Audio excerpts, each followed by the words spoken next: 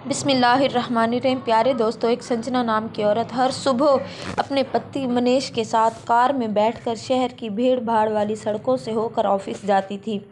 बाकी लोगों की तरह ट्रैफिक उसके लिए बस एक रुकावट था, मगर रेड सिग्नल पर रुकते ही कुछ ऐसा होता था जो इनके दिल को छू जाता था। हर रोज़ छोटे छोटे बच्चे उनकी गाड़ी के पास आकर कुछ मांगते, कुछ भीख मांगते। बस उनमें एक लड़का था किनाल, जिसकी उम्र न ज़्यादा ना थी, कद लंबा था, बस 10 से 11 साल का एक नन्हा सा बच्चा था।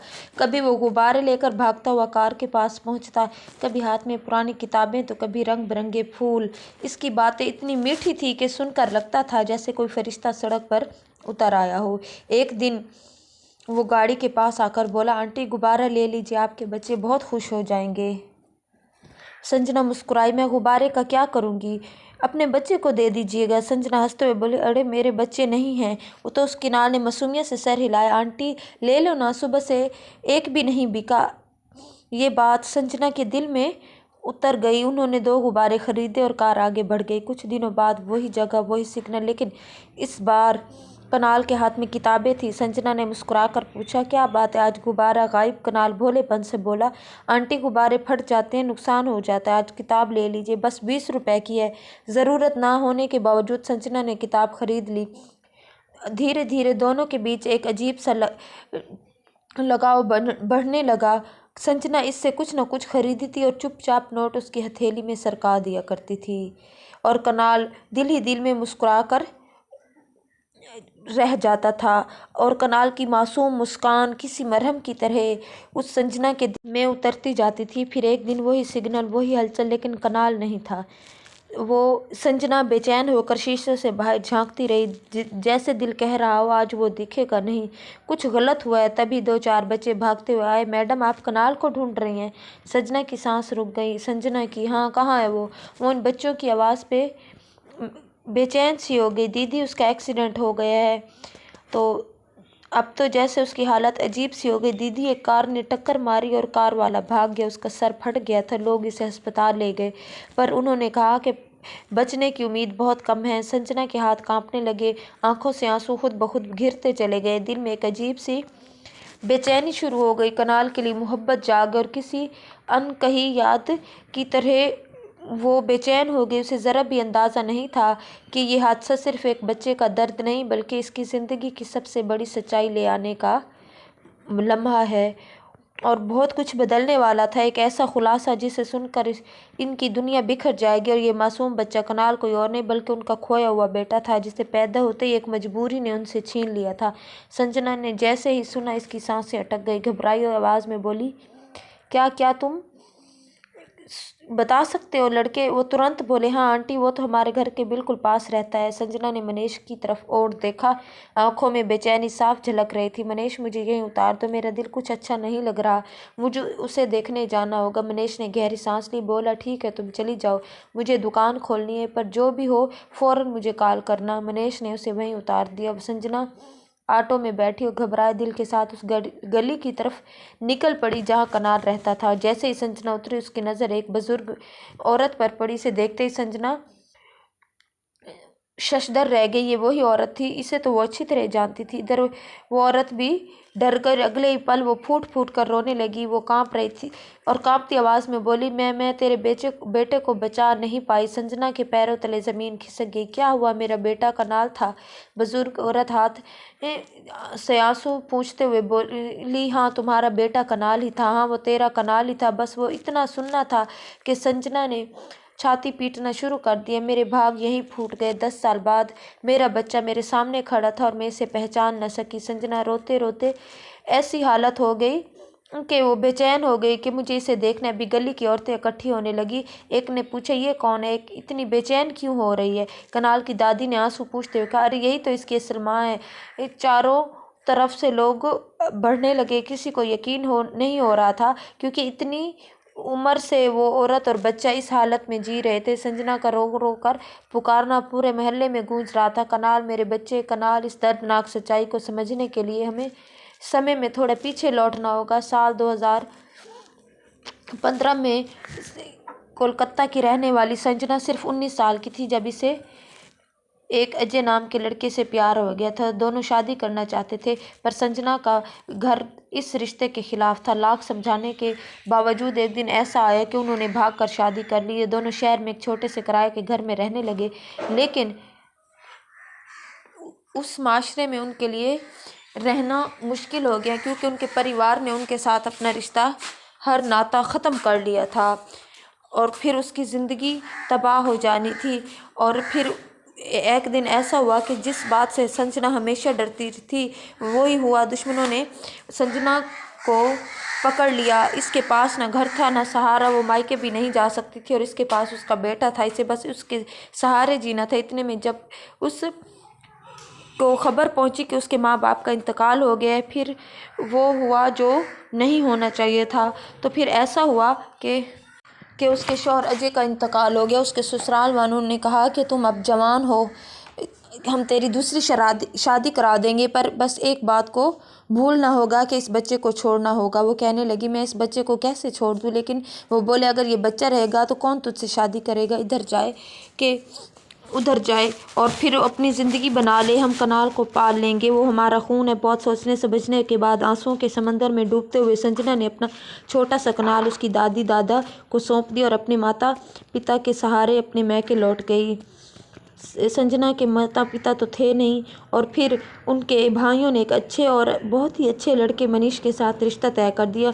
मनीष से मुलाकात हुई, बातें और कुछ मुलाकातों के बाद परिवार वालों ने शादी पक्की कर दी, लेकिन इस रिश्ते की आड़ में एक सच्चाई छुपा कर रखी गई थी। संजना का पूरा परिवार, उसके अतीत से सब छुपा दिए गए। इसे बताया गया कि संजना अकेली है, सीधी सादी लड़की है। कुछ दिनों बाद धूमधाम से शादी हो गई। शादी के बाद संजना मुंबई आ गई।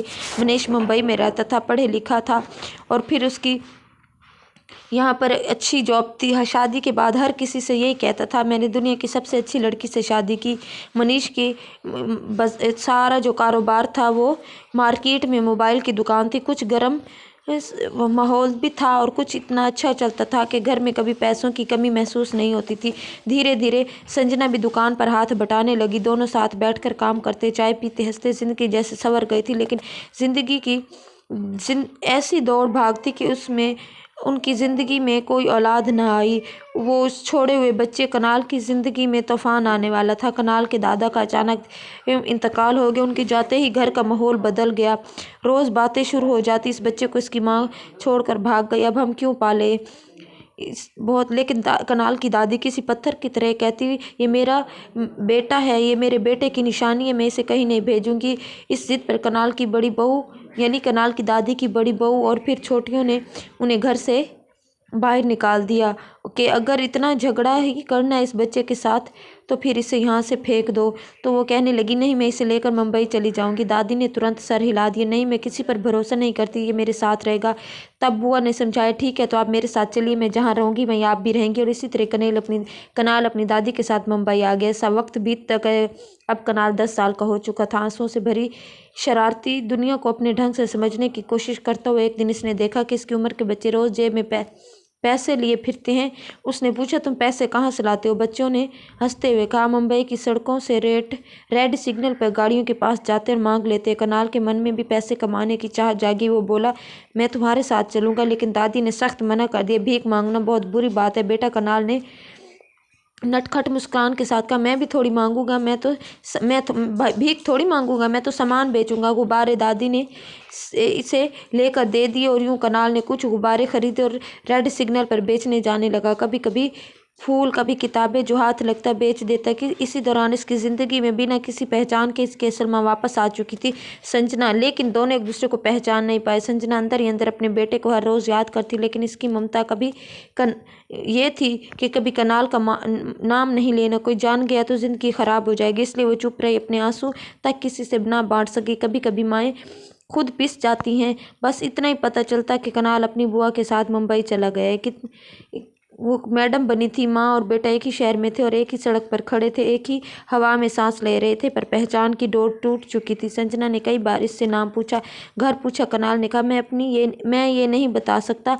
मेरी दादी वही हैं जिन्होंने इसके बेटे को गोद में पाल कर बड़ा किया था। और फिर जिस दिन कनाल को तलाशते हुए इसके घर पहुंची और दादी को सामने देखा, दिल में एक बिजली सी चमक आई कि क्या ये मेरा बेटा है? दादी ने कांपती आवाज़ में कहा। हाँ बेटी, ये तेरा कनाल है, इसका एक्सीडेंट हो गया। वो चीख पड़ी, कहाँ है वो? मुझे अभी इसके पास ले चलो। इसकी दादी ने धड़धड़ाती आवाज़ में बताया कि इसे अस्पताल ले जाया गया, यहाँ तक कि इसकी वो अब इसकी हालत के बारे में कुछ नहीं जानती। बस इतना कि छोटे बच्चे गली के खड़े थे। कुछ औरतों ने इसका हाथ पकड़ा और बोली, चल बहन, हम तुझे ले चलते हैं। संजना किसी रोबोट की तरह उनके साथ चल पड़ी।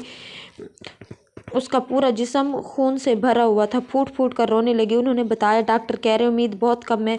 उम्मीद, ये वही शब्द था जो उस वक्त सुनना दुनिया को, संजना को तोड़ रहा था। वो कांपती आवाज़ में बोली, ऐसा मत कहिए, दुआ कीजिए वो मुझे छोड़कर ना जाए। 6 घंटे बीत गए। हर मिनट किसी पहाड़ की तरह भारी था। ICU का दरवाज़ा बंद और अंदर कनाल ज़िंदगी से लड़ता हुआ, और बाहर संजना खुद से खड़ी थी।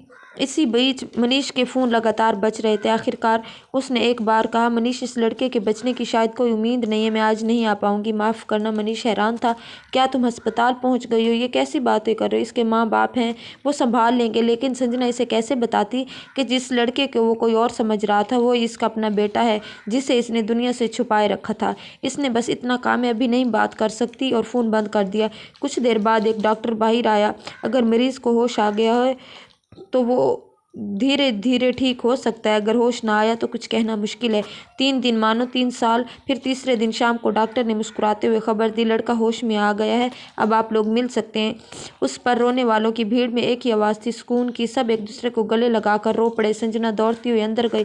कनाल की आंखें अध खुली थी। इसने धीमी आवाज़ में पूछा, आंटी आप आ गई? संजना टूट गई और इसके सर में हाथ फेरा। बेटी, मैं आंटी नहीं हूँ, मैं तुम्हारी माँ हूँ। इसने इसे सीने से लगा लिया और बरसों का दर्द अबर बनकर उसकी आंखों में बह गया। डॉक्टर ने फिर भी समझाया कि ज़्यादा बात ना करें, बच्चे को आराम चाहिए। 3 दिनों से संजना ने मनीष को फ़ोन नहीं किया था, इसका मोबाइल ही बंद था। मनीष पागल हुआ जा रहा था। आखिर वो कनाल के घर पहुंचे और पूरी सच्चाई जान गया। अस्पताल में इसने गुस्से से कांपती आवाज़ में कहा, तुम लोगों ने मुझसे संजना सिर्फ क्या ऐसा कर दिया? संजना सर झुकाकर सुनती रही। जवाब क्या देती? इसके पास बचा ही क्या था? बस इसका बेटा, वो एक चीज़ जो कभी भी किसी भी कीमत पर नहीं खो सकती थी। 1 हफ्ते बाद कनाल घर आ गया। संजना इसकी देखभाल में पूरी तरह लग गई। जब इसने मनीष को फ़ोन किया तो फ़ोन ही नहीं उठा रहा था। 10 दिन बाद अचानक मनीष अपने घर वालों के साथ कनाल के घर आया। संजना उन्हें देखकर फूट पड़ी।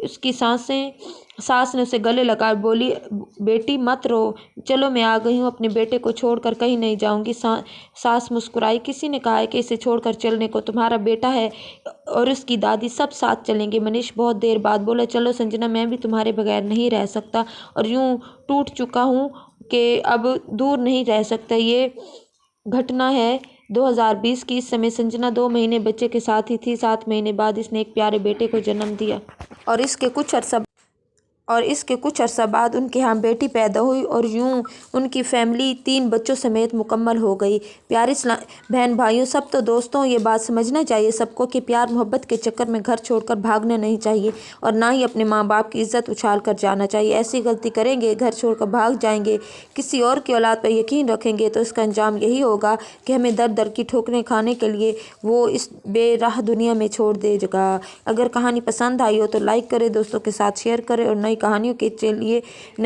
के लिए चैनल अली हसन वॉइस को सब्सक्राइब करें।